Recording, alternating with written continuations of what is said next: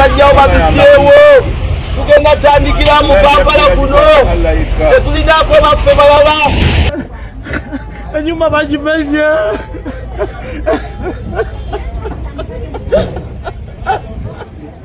wala tunaza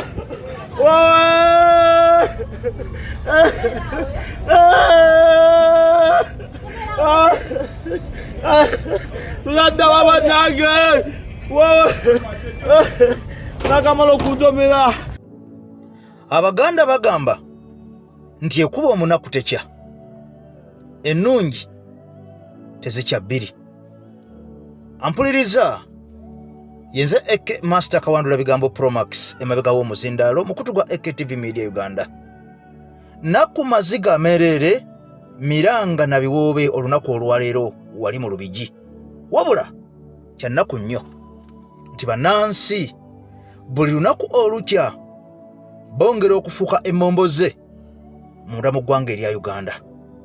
Enkulaakulana nnungi era tewali muntu n'omu ayinza kugiremesa, era tewali muntu n'omu ayinza butayagala nkulaakulanya. Naye lwaki abantu oba obalinda myaka 6, myaka 7, myaka 5 laba obulumi bw'Abannayuganda. Kiruma nga muntu wo, kiruma nga taata wo, kiruma nga muganda wo. Wabadde ajja ekikumi, wabadde asula obulamu bwe bwonna, wayiriza abaana be okuvula eyingira mu kibuga Kampala myaka 20, myaka 30, azimba mu mulaba mumuwazi license ezizimba. Kyannaku nnyo oluvannyuma bino n'asasulwamu bw'ati. Olunaku olwaleero Bannayuganda bangi abongedde okuloza ku bukambwe, ku bukoowu oba ku bukaawu obw'abasajja bano abali mu gavumenti eduumirwa General Yoweri Kaguta Museveni. Sikirumamu yadde kisalamu. Bino byonna bigenda mu maaso, abantu nga bakaaba, abantu nga basendebwa, abantu nga bagobwa ku bibanja byabwe. Tewali mawulire gano gonna ampuliriza yenna muntu ali munda mu ggwanga lyo lya Uganda hatagalaba, okutandikira ku musajja omukulu w'enkofiira. Bino byonna abiraba. Naye kyannaku toyinza kulya ekigambo na kimu kivudde mu State House nga kyogera ku nsonga ng'eno. Erese Bannayuganda nga mmomboze mu nsi yaabwe, erese Bannayuganda nga babundabunda. Ani yali amanyi nti lunaku lulikya nga mu Uganda munnansi obundabunda? Sajja mukulu laba abaana, omukyala, amabujje bagenze okusula ku nsiko. Eyali alina ke yeeyirizza essaawa zino agenze okudda ku street, agenze okufuuka emmomboze. Tunoonya abantu abanaabeera munda mu ggwanga lya Uganda, ba citizens abalungi abatasobola kukola emize egy'okubonyaabonya abalala. Enkuyanja n'enkuyanja y'abantu buli lunaku olukya bagobeddwa mu bizinesi gaabwe, bagobeddwa mu bifo we bakolera, batuuse n'okubagoba we basula. Obumenyi bw'amateeka, obuzzi bw'emisango bugenda kweyongera. Kyewayagaliza embazzi kibuyagala bikanga amaze okubeera nga asuula. Abaana ba Buganda bagenda okusibwa, abaana ba Uganda bagenda okusibwa. Kakati bangi bagenda kutomeza mabega wa mitayimbwa kubanga bagobeddwa bakolera, bagobeddwa ku mirimu gyabwe, bagobeddwa basula ne beegeka oluba ate nga balina abaana ab'okuliisa ab'okulabirira. Mpuliriza n'obuwombeefu nzikiriza nkubuuzeeko gwenda ali ku mukutu gwa Eke TV Media Uganda n'okugamba nti video nkusaba ogimpera ekigalo. Information ng'eno esobola okubeera ng'etalaaga ensi yaffe yonna bantu bagitegeere. Muganda nga Nikolai wali munda mu ggwanga lya UAE, ebigambo byebyo ggwanga lya Uganda maziga na biwoobe ng'omusajja akamala okubeera nga atongozezza cabinet empya oba oliawo gyagenda okubeera nga akola naye. Mu mbeera y'emu amawulire mangi gagenda okubeera nga nkuwa olunaku olwaleero agali munda mu kibiina ekya National Unity Platform. Wabaluseewo olutalo ampuliriza munda mu kibiina kya National Unity Platform. Olutalo luno luvudde ku ki?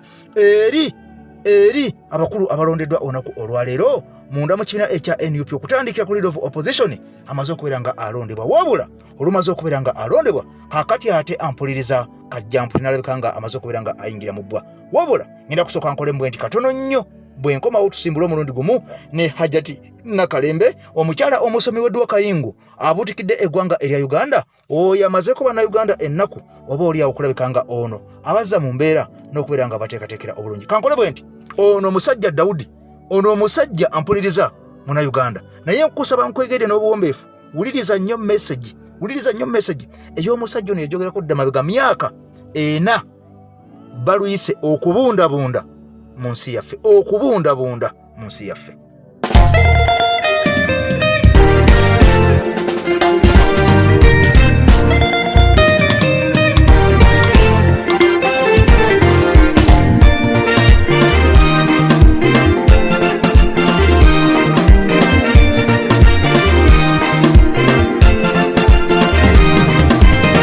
Gavumenti ya Uganda yamba abantu bafuga tuli mu matiga abalina amaka kati mbu twenjera yeggona okufuga otya basuula mu nguudo Katikkiro wa Buganda nkusabye osomesa abantu bannannyini ttaka bagumanya ogw'omulamwa tena Uganda tesoose kufa abalimu okuva edda nedda obusuulu bwatoolanga. Oyinza obutawuliza bulungi bigambo bino bifuna byayogera wabula agamba nali simanyi nti kirituuka ekiseera okubundabunda mu nsi yaffe abatusengula mwekomeko eno ensi aligikungula talibaayo byebigambo bino kati wulira.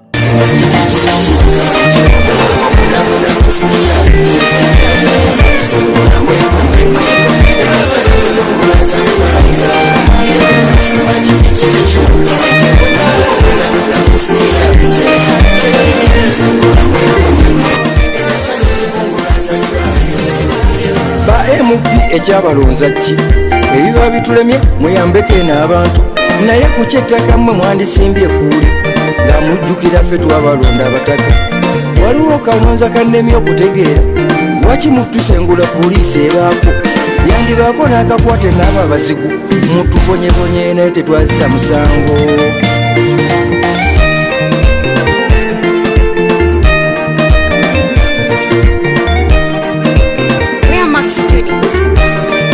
Wendi kagumba kankeje nagaana okumirwa wendaba ensobi ezizeera nga mpabula palamenti omulimu gw'omulimu ki mbadde kyabalonza kwe kututeesereza bulira muyombagana mwekka wona alangira munne bwe yalidde ettooke mu kifo ky'okulya ettooke ng'omuntu omu lwaki tookola ebyakutumwa abo abalala mwenna mwali bangi mwenna bajja okusaba bwe ne baakulondamu nga balaba osobola watabikoze byakutumwa gw'oli bubi emyaka 5 eginaddako n'olyawa.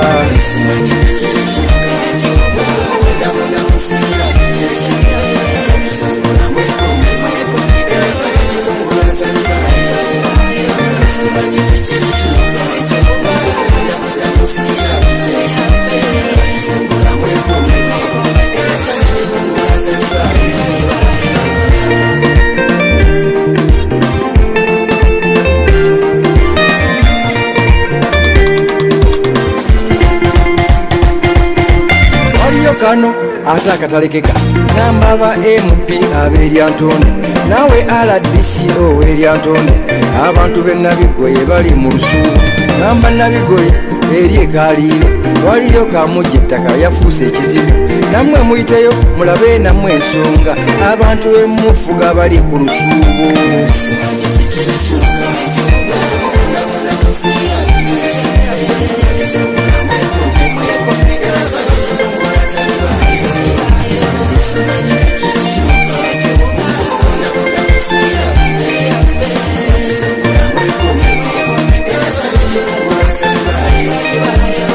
Abdala mbasedde neryandeese kati newondabira wano nze nzize kaliiro nambe kaliiro waffe eryantonde naye abakulembeze mweddeko abange mweddeko.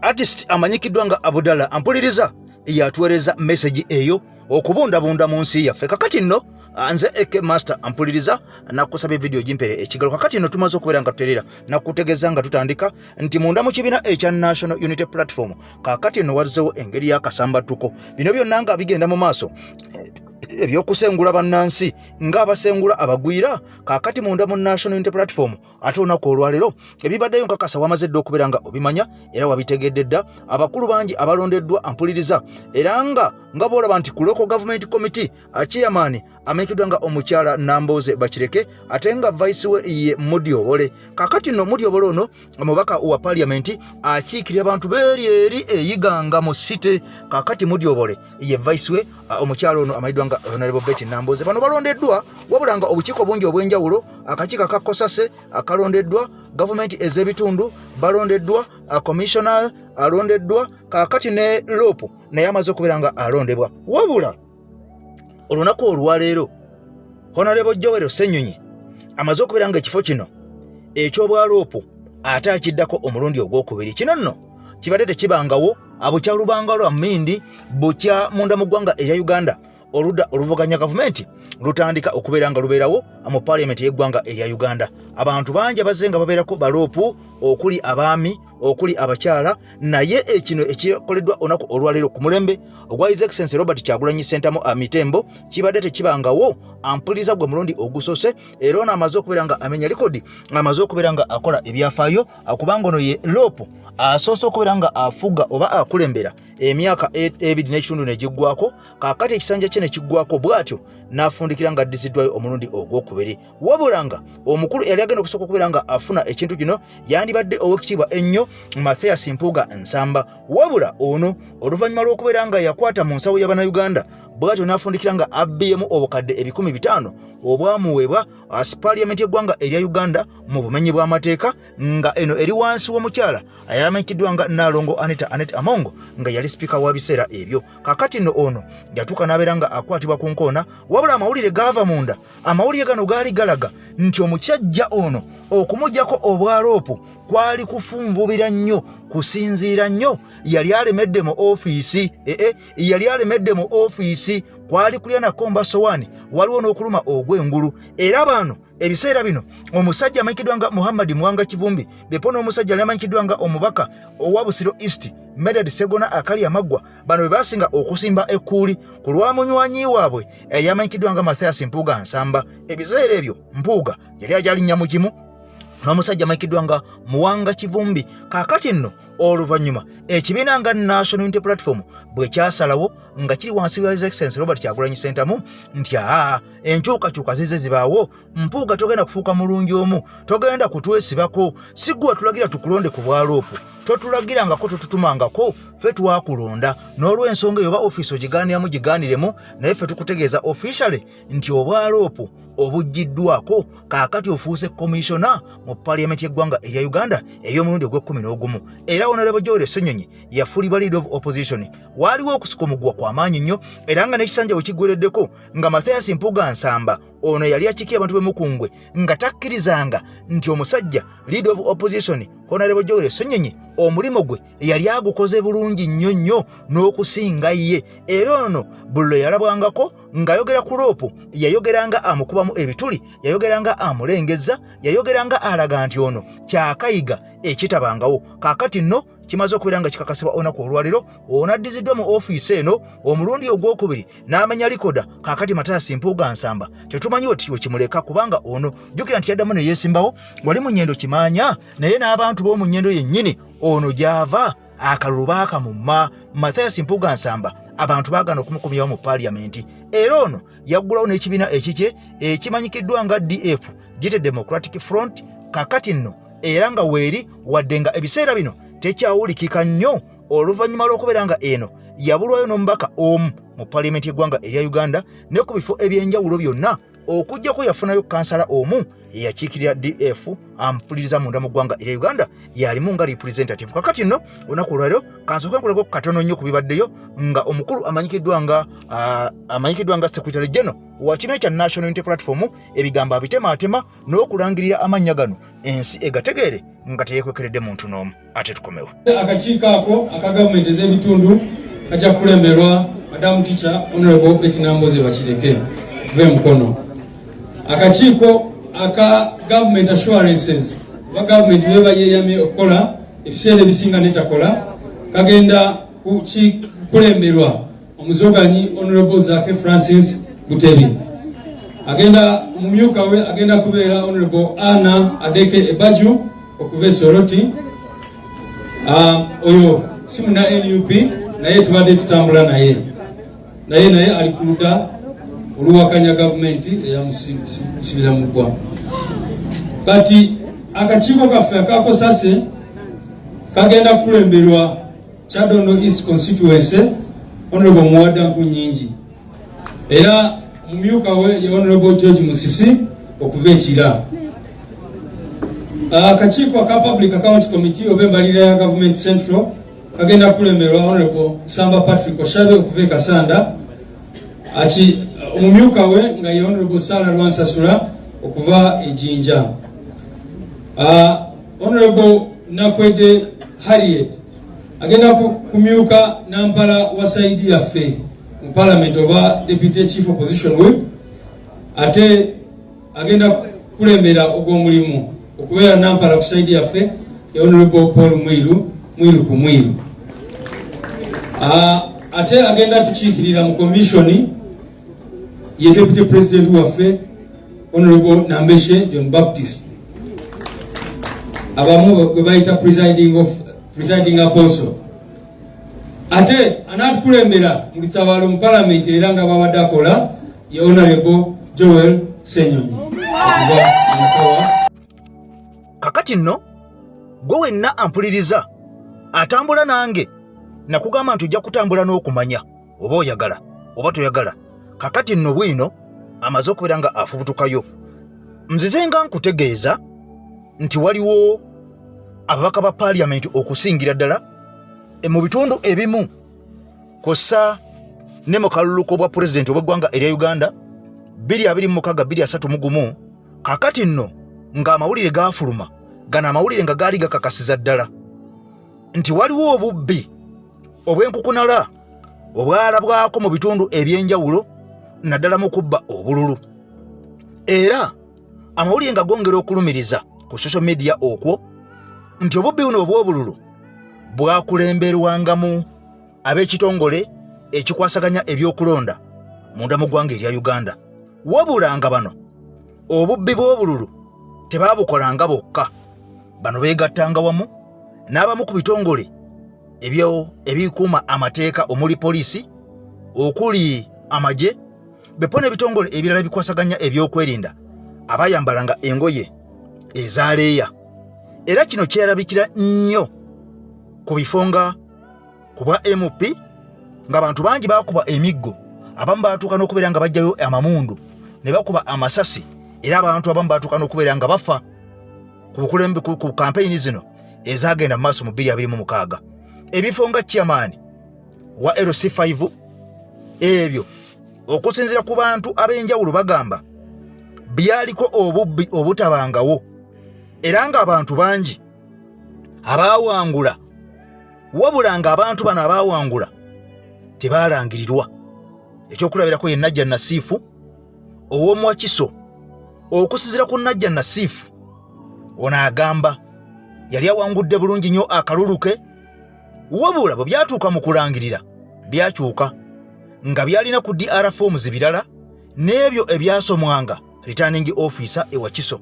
Era ogenda okakananga omusajja ono akubiddwa bubi nnyo, aswaziddwa n'okumwambula okumuleka obuswa obute, n'abeera nga ensi yerolera engeri omusajja ono gye yali afaanana ng'ayambuddwa. Kakati nno bino byonna wadde byaliwo era nga byagenda mu maaso era nga tebyasitoopinga bululu buno okubeera nga bubalibwa mu bitundu eby'enjawulo, abaka bangi naddala ku bubaka bwa Parliament abaafundikiranga bano kigambibwa mbu baawangulanga comfortable, naye nga okulangirirwa kino kyalinga kikafuuwe.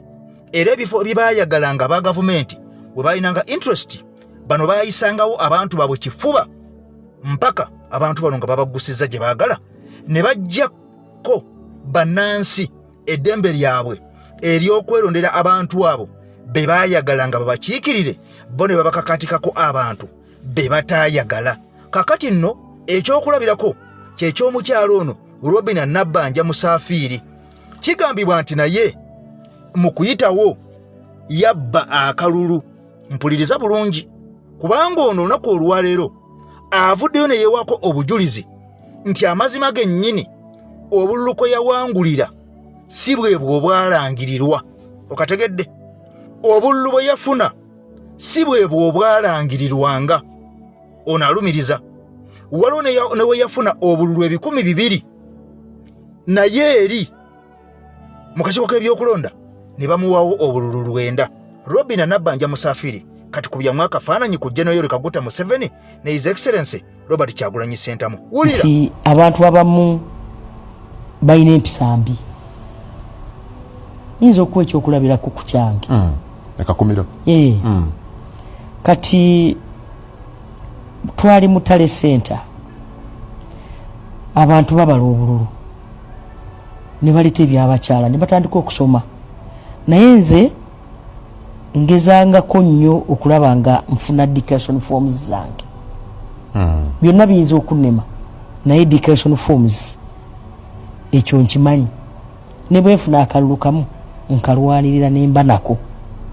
So waliwo ebitundu mu ggombolola ly'Ekisengwe olwedde nali maze okufuna declaration forms kati baali basoma omanyi obululu bwe wafunye. Yes nali nfunye obululu 211 naye nga bw'omanyi nti oluusi tubeeramu excitement osinga buli wamu olaba bali bafuna ziira bakwesimbyeko.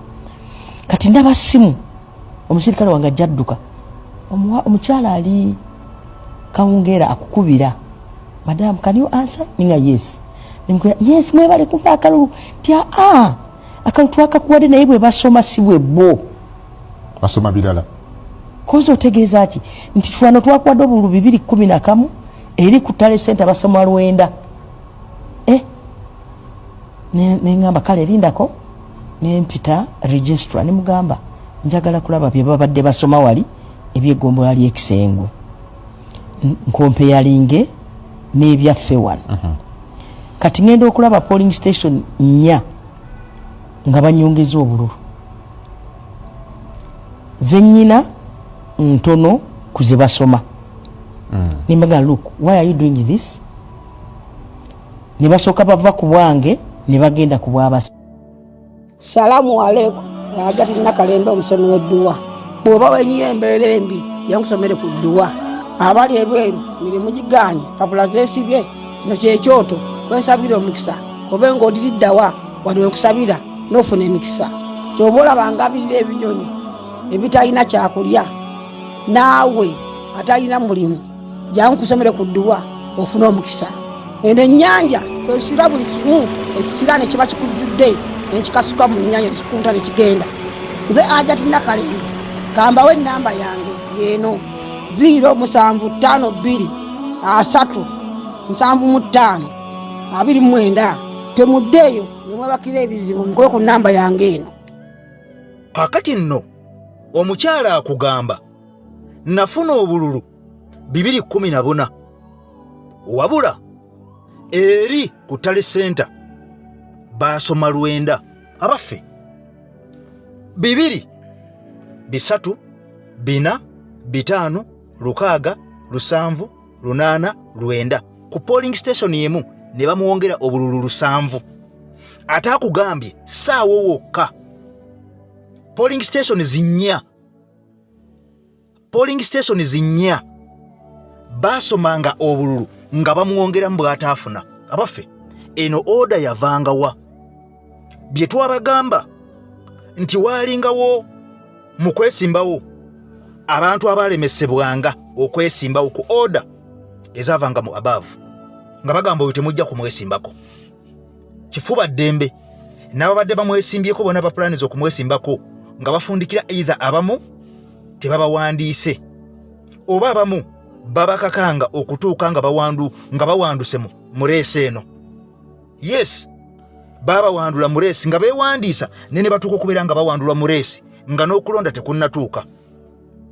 Kyokka ate abamu bagendanga mu reesi ne beesimbawo wabula bwe byatuuka mu maaso ampuliriza ne batuuka okubeera nga wano mu kulala akalulu balangiriranga birala nga n'ebifuniddwa ku polling stations ez'enjawulo nabyo birala nga kitegeeza wano waaliwo ekkobaane mu kubala obululu obw'abantu abamu era ng'abantu bwe baayogeranga Robinah Nabbanja Musafiri Prime Minister wa ggwanga lya Uganda omukyala ono amaze okubeera nga akakasa nti ye ye example era ategeeza nti abantu abamu bakozesanga offices zaabwe mu bukyamu nga bakola empisa embi nga balangirira obululu omuntu bw'ataafunye nga bamuwa numbers z'ataafuna bwe tuddirayo eri ku kiri nga Mwami Kyagulanyi akugamba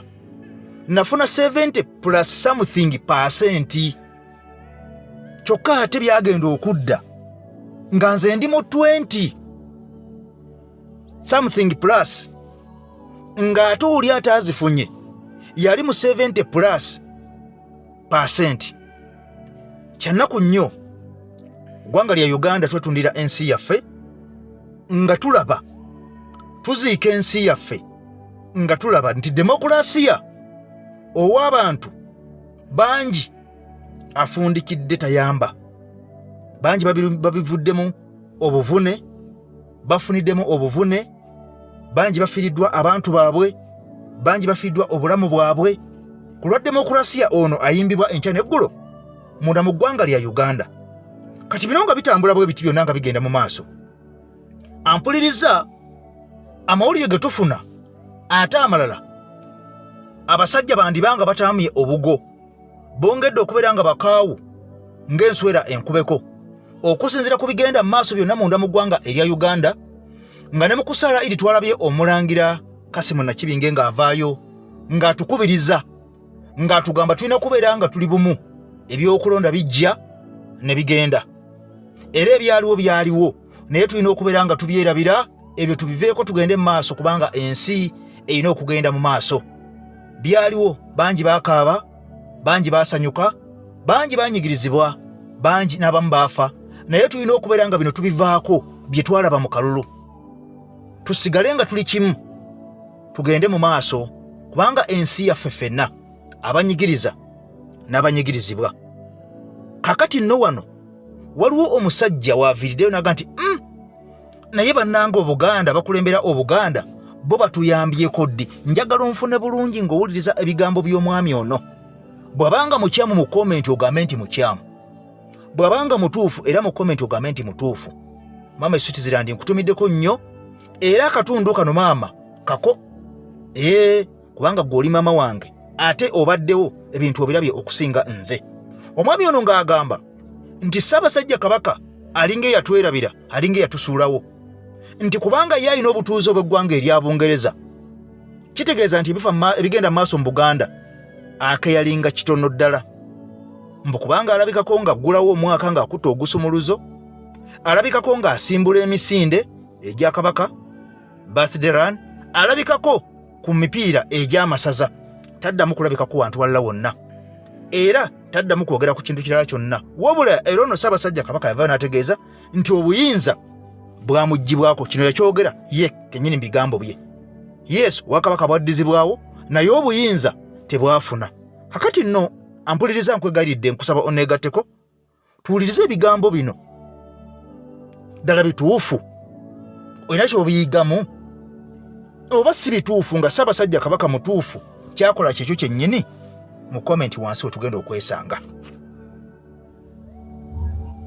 Kabaka obuyinza bwe wasigaza bwankuuka kukwata gusumuluzo, kutunyolera gusumuluzo mbwekiro omwe tuyingira omwaka bwe buyinza Kabaka bwe yasigaza nga bwe kyali mu buwangwa bwawa, nga bwe kyali mu bassekabaka baawa nga bewaddira mu bigere bajjajjaabo nga buli mwaka yegutuuka banyola ogusumuluzo. Ekyo kya buwangwa na nnono. Buli ssaawa mukaaga gwekyo n'onyola ogusumuluzo. Mu 2-2 Kabaka bw'atanyola gusumuluzo twasigalayo mu 2-2 ebitalina makulu byemugattako ennyo, ebitalina mulamwa bimufuula okubeera nti bya mugaso nnyo, naye ng'abantu bammwe mwana, abantu babonaabona, eggwanga Abanyarwanda balitwala. Ebitalina mugaso, musimanye essaza lya Ssaabasajja Kabaka erya East London, essaza lya Ssaabasajja Kabaka ery'e Buwarabu, essaza lya Ssaabasajja Kabaka ery'e Germany. Lwaki ombeera muzannya emipiira gy'amasaza ate ag'amasaza ga Ssaabasajja Kabaka ag'e Germany lwaki go tegazannya? Aga East London go nga tegazannya, lwaki go tegazannya mipiira gy'amasaza? si ne baddaawo ne bezzaamu amaanyi ne beematiza n'amasaza ga East London.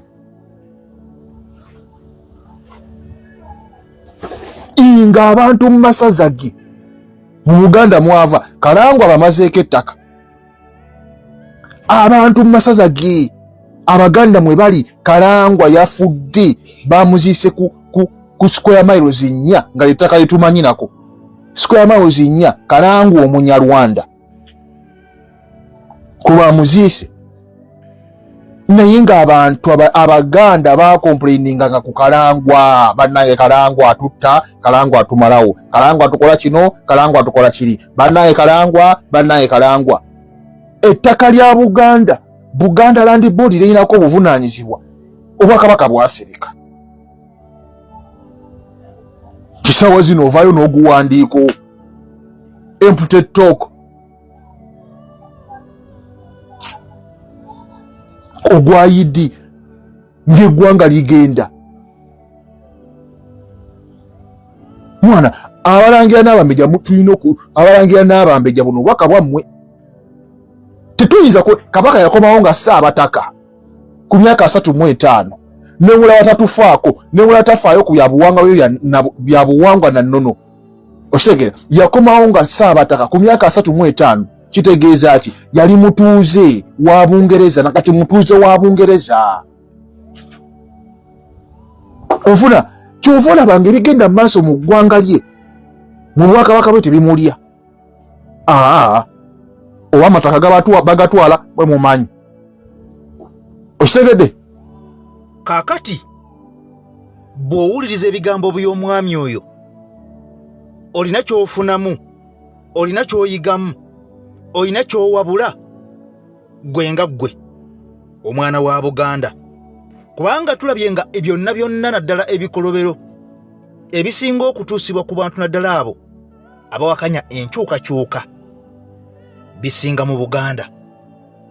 Abakyali mu makomera abawangaliddeyo ennyo bw'oteeka ku minzaani abamazeyo ebbanga eddene ba Buganda. Abakwatibwa ku luli 221 abakyali mu makomera ku lw'ebyobufuzi oba politics ba mu Central oba ba mu Buganda. Abakwatiddwa ku luno omuli ba General Gaddafi, Edi Mutwe, Akireewo, Smart, Bobby Yanga Wemballa naye yakwatibwa wano, Muhammad Muwanga Kivumbi Alihaji bonna ba wano, Bammi bwa Beiro, Weso Mufumbiro Weri naye yakwatibwa wano mu Buganda we yakwatibwa ekwanga yali awangalira abafe. Omusajja ono agamba mu mbeera y'emu abaaliwo abakulembeze abedda baali banjawulo nnyo okusinga ku baliwo kati. Ono tagambye ku Ssaabasajja yekka wa Buganda, agenze ne kuwa Ettoolo n'agenda ne kuwa Abasoga ng'agamba nti bano bonna weebali. Era ng'ono agamba nti n'abakulembeze mu madiini abaliwo essaawa zino si ba Sheikh Nuhu Muzaata abaafa. Byanjawulo nnyo. Mu mbeera y'emu nkugambye tujja kutambula mpola mu kaleero. Omwami ono byayogerako ggwe obyogerako ki? Wuliriza ebigambo bye. Nga basobola okugamba ku bakulembeze b'ebiseera ebyabaaliwo n'abagamba kino kibi.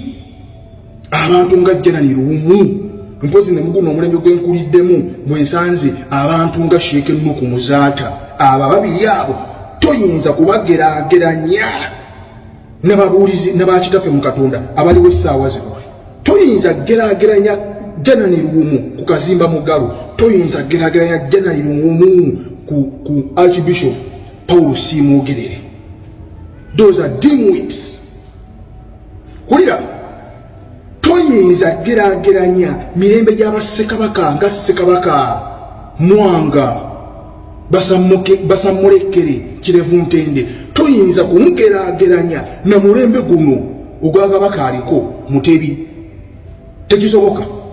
Era toyinza geraageranya Kabaka wa Bunyoro aliko essaawa zino na Kabaka oli eyaliwo ebiseera yani Kabalega. Era tosobola geraageranya Kyabazinga eyaliko ebiseera ebyo. Kyabazinga eyaliko ebiseera ebyo yali nvudde mutwe. Abo bakabaka baali b'amaanyi nga ku lw'abantu baabwe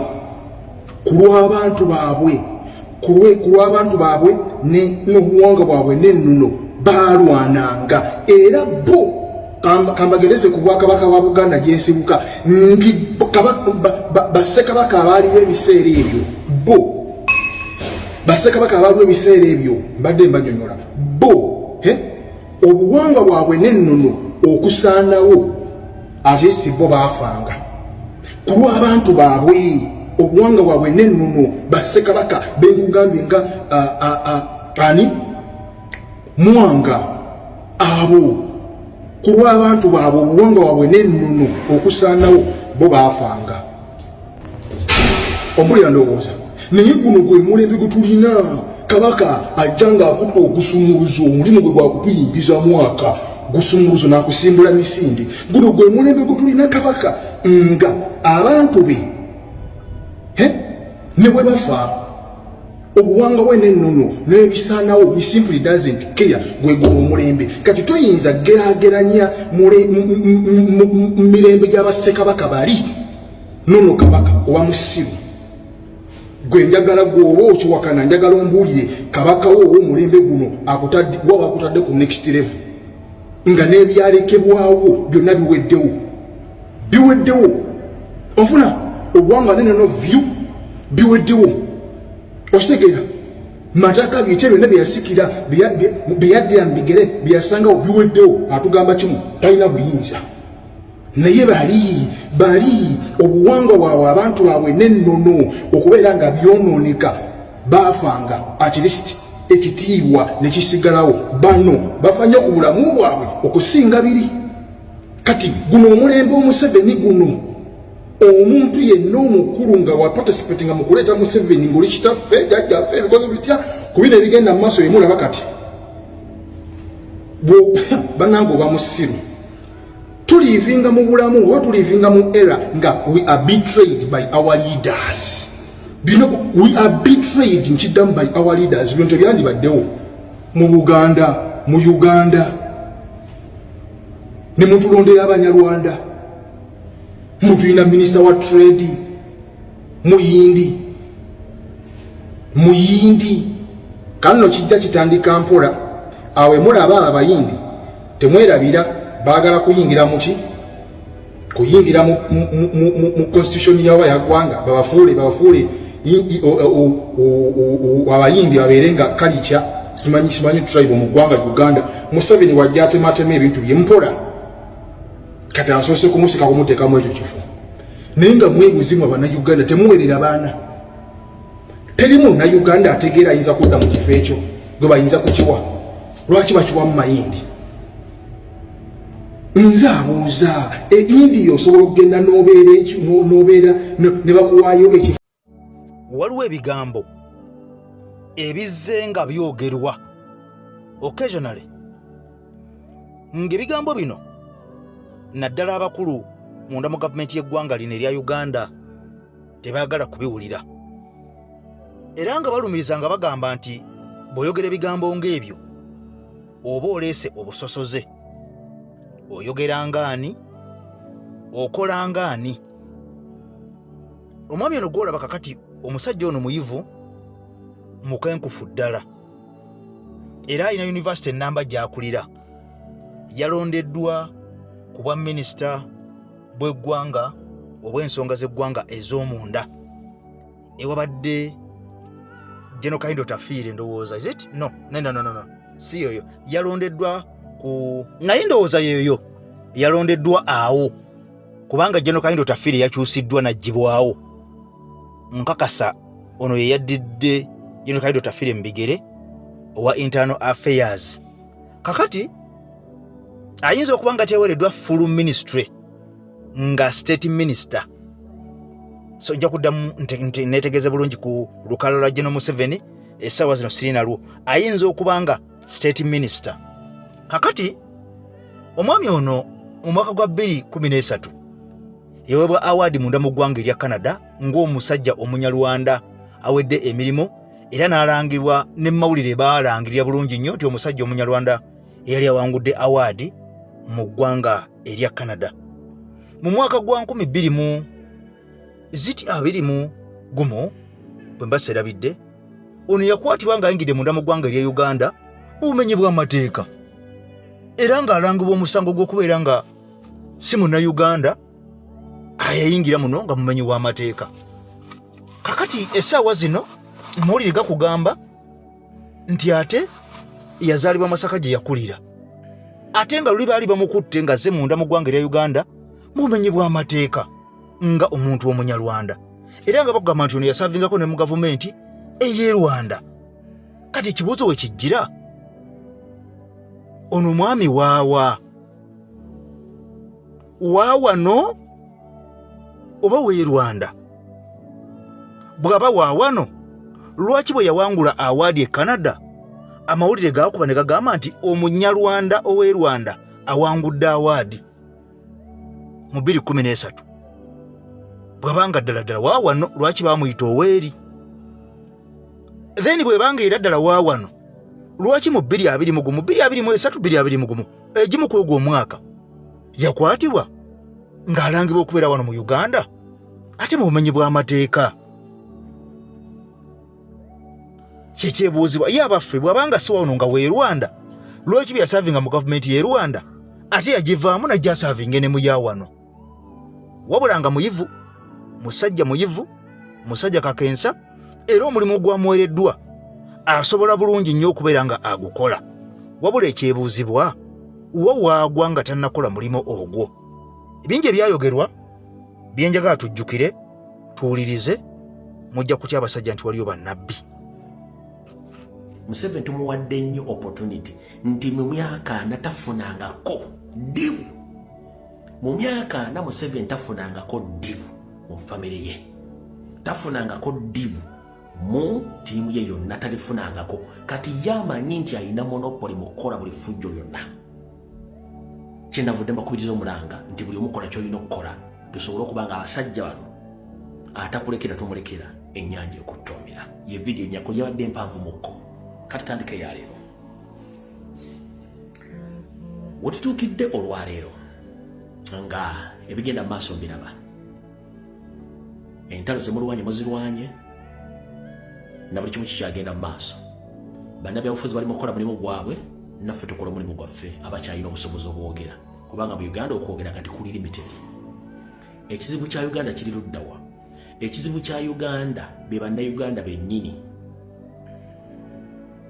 Ekizibu kya Uganda be bannayuganda bennyini olw'ensonga tebaafuna kusomesebwa na kumanya buvunaanyizibwa bwabwe.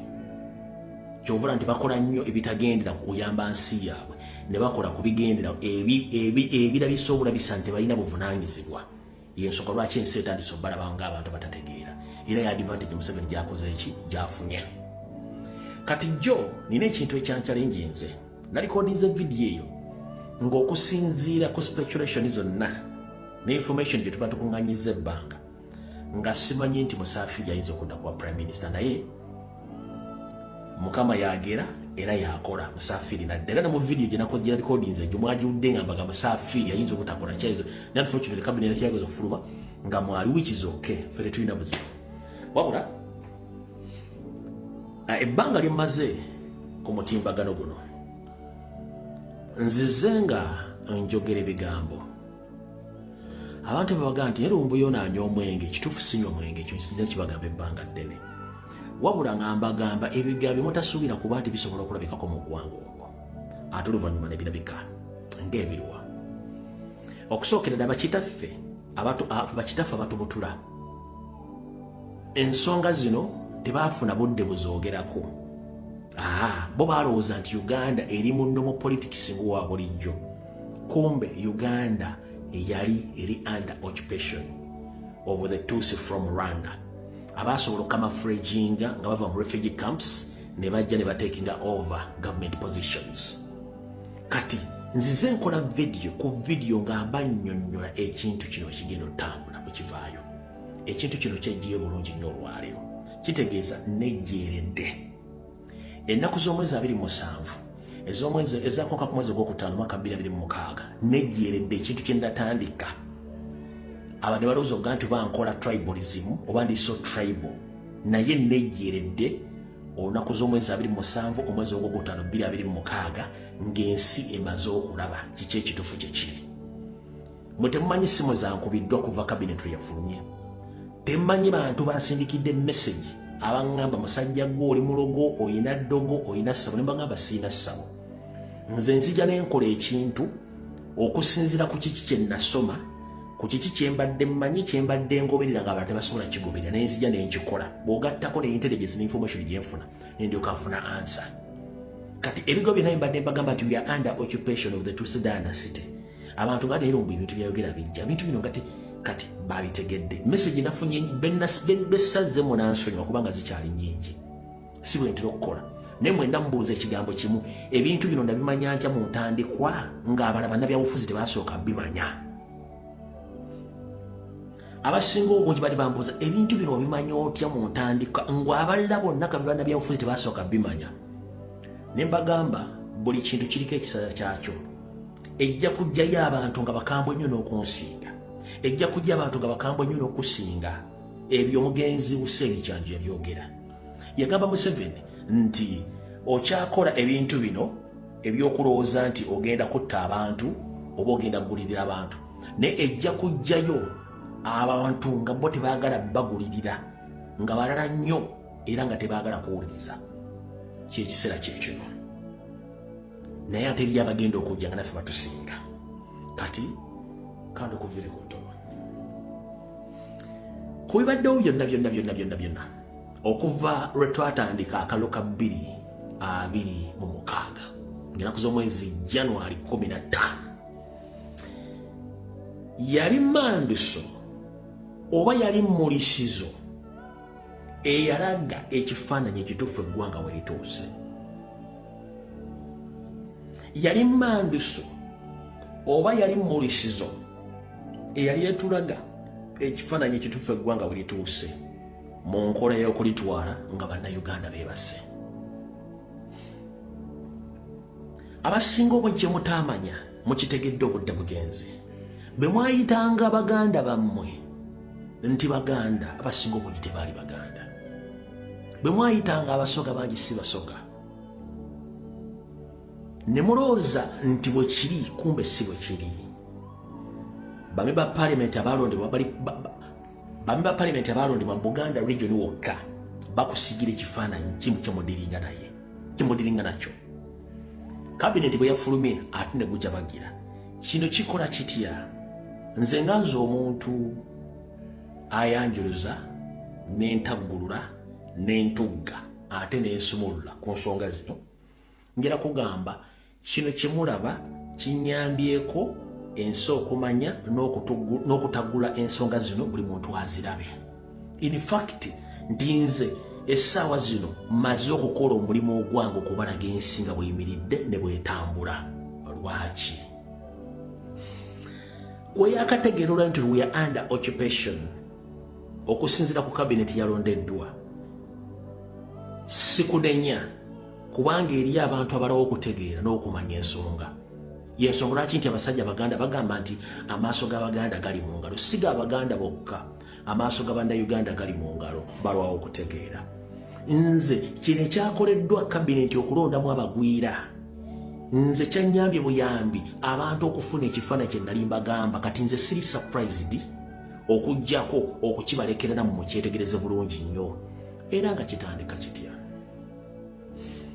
Nabagamba Museveni takola nsonyi mu kintu kyakola, buli kimu aba amaze okukibala. Kabineti yonna gye yalonze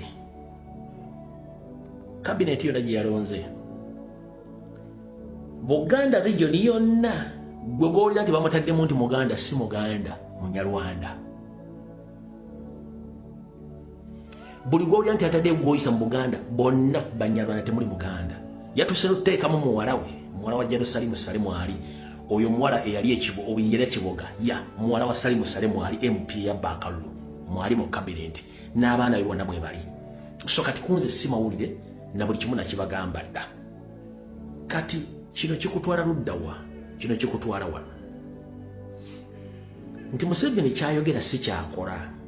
Era bulijjo tulina engombe egamba nti Museveni bw'agamba nti agenda Ntebe wattu muteegere ku lw'emitimbagano gy'omufuna. Yayisa etteeka lya protection of the sovereignty naye ate bw'amala oddiisa ate n'akola contrary ku tteeka lwaki kubanga akimanyi he is a foreigner and his entire family all are foreigners.